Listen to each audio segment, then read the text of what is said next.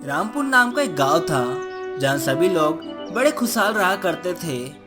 इस गांव में आने के लिए सभी गांव वासियों को एक घने जंगल से होकर गुजरना पड़ता था। उस जंगल को लोग वर्षों से राक्षस वन नाम से जानते थे।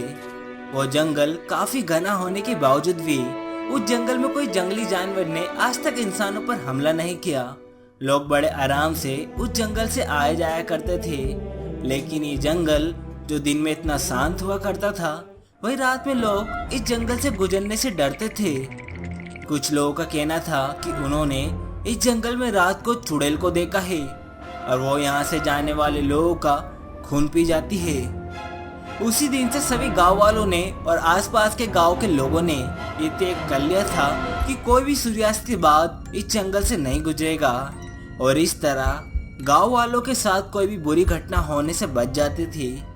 फिर भी कभी कभी कुछ गांव वालों को अपनी जरूरत की चीजें लेने के लिए गांव के पास वाले शहर में जाना पड़ता था और वापस लौटते लौटते अगर देर हो जाती तो बहुत दिनों बाद लगता है आज कोई शिकार आ रहा है। आज तो ताजा और गर्म खून पीने को मिलेगा। अरे कोई नहीं है रामू, डर मत, ये सिर्फ तेरा वहम है। नहीं नहीं नहीं, सही कह रहा है तू। अब तू इस दुनिया में नहीं नहीं नहीं नहीं, मुझे माफ कर दो चुड़ैल जी। अरे ओ सुंदर इंसान, माफ नहीं, आज तो तुझे साफ करना है। इसी गांव में एक रामू नाम का भोला भाला इंसान रहता है। जैसा उसका नाम वैसा ही वह भोला भाला। वह इतना भोला था कि हर कोई उसे दबाने की कोशिश करता था। यहाँ तक कि उसकी शादी के बाद उसकी बीवी ने भी उसे दबाना शुरू कर दिया। अगर काम से लौटकर कभी रामू ने खाना मांग लिया तो उसकी बीवी शुरू हो जाती थी, लीला ले जल्दी से खाना लगा दे, बहुत तेज भूख लगी है। कम बखत घर में अनाज भर के गए थे क्या? अरे अभी तो राशन लाया था ना। हाँ हाँ, अभी नहीं, 6 दिन पहले लाए थे और कब लाए थे सब खत्म हो गया। अरे लेकिन खाओ क्या, इतनी मेहनत करके आता हूँ। अरे खाक मेहनत करके आते हो? मेहनत करते हो तो दिखता क्यों नहीं है तुम्हारी मेहनत का फल?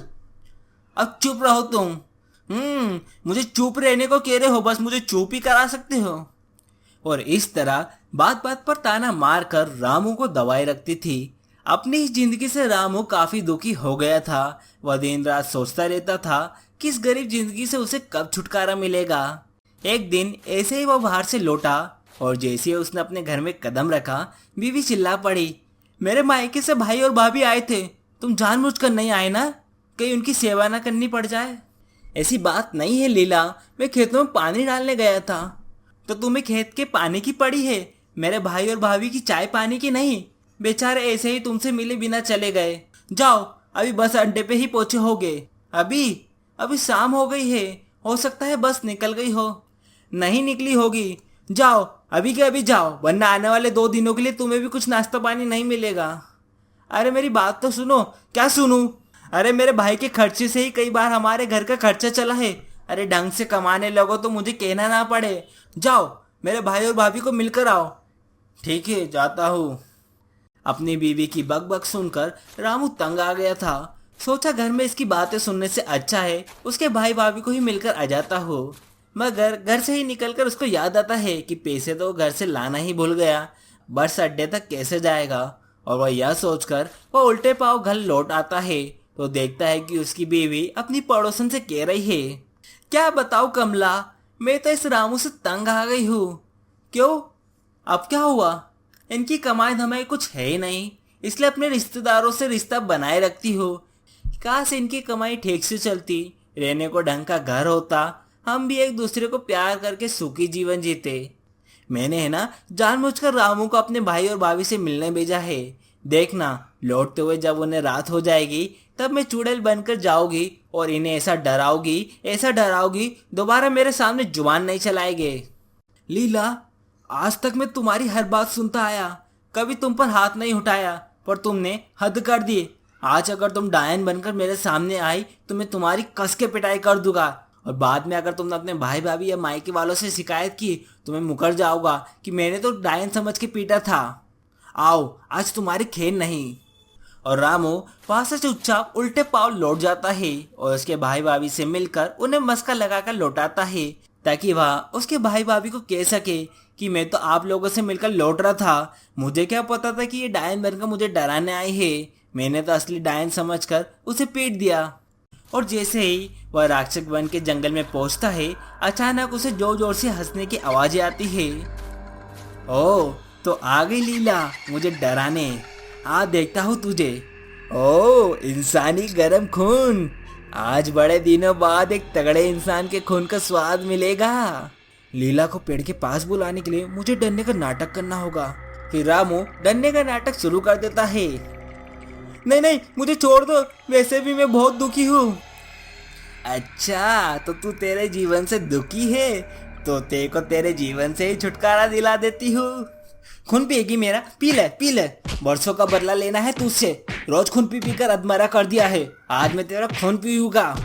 रामू चुड़ैल को अपनी बीवी समझकर उसको तड़ातड़ पीटता गया। वो खुद को छोड़ देने के लिए चीखती रही, लेकिन इतने दिनों का बीवी का गुस्सा आज ज्वाला बन के फूटा था। तभी अचानक उसका ध्यान जाता है। एक तरफ से उसकी बीवी डायन का मेकअप करके आती है, लेकिन उसने अपने आप को ऐसा बनाया था कि उसको देखने पर समझ आ रहा था कि ये तो लीला है। ये देखकर रामू चौंकता है, अगर ये मेरी बीवी आ रही है तो मैं जब से किसको मार रहा हूँ। और जैसे ही उसे समझ में आता है कि ये तो असली चुड़ैल है, उसकी बत्ती गोल हो जाती है। वो डर के मारे थर थर कांपने लगता है। चुड़ैल उसको कांपता हुआ देख कहती है, मुझे माफ कर दो, गांव वाले इतना गुस्से में मत कांपो कि मैं तुम्हारे गुस्से का और शिकार हो जाऊं। ये तो मेरे डर को गुस्से से कांपना समझ रही है, अगर इसे पता चल गया कि मैं डर गया हूँ तो ये तो मेरा खून पी जाएगी, इसलिए मुझे इसके सामने नाटक करना पड़ेगा। यही अच्छा मौका है इसे इस जंगल से भगाने का, अब तो मैं इसे भगा कर ही रहूँगा। शिकार तो तुझे होना पड़ेगा, आज तक तूने बहुत शिकार किया है ना, अब तुझे पता चलेगा शिकार होने पर कैसा लगता है। नहीं नहीं नहीं नहीं गाँव वाले छोड़ दो, मुझे छोड़ दो, तुम जो कहोगे मैं वही करूँगी, मुझे छोड़ दो। क्या करेगी चुड़ैल, खून पीने और लोगों को डराने के अलावा तू कर ही क्या सकती है। मैं कुछ भी कर सकती हूँ तुम्हारे लिए, धन दौलत घर बार रुपए पैसे में सब कुछ दे सकती हूँ तुम्हें।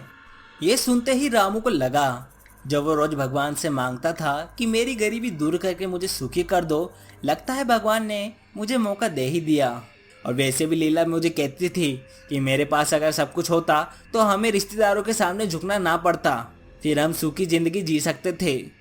और बिना एक पल गवाए कहता है, तो फिर मेरी 3 इच्छाएं पूरी करो। पहली, मेरे लिए एक बड़ा सा घर बना दो। दूसरी, अब इसमें इतनी दौलत भर दो कि मेरे मरने तक मुझे धन की कमी ना हो। और तीसरी, कि राक्षस बनकर जंगल छोड़कर कहीं और चली जाओ, मेरे गांव को अपने डर से मुक्त कर। और इस तरह उस जंगल से निकलने वाले हर एक गाँव वासियों को उस चुड़ैल से हमेशा के लिए छुटकारा मिल जाता है।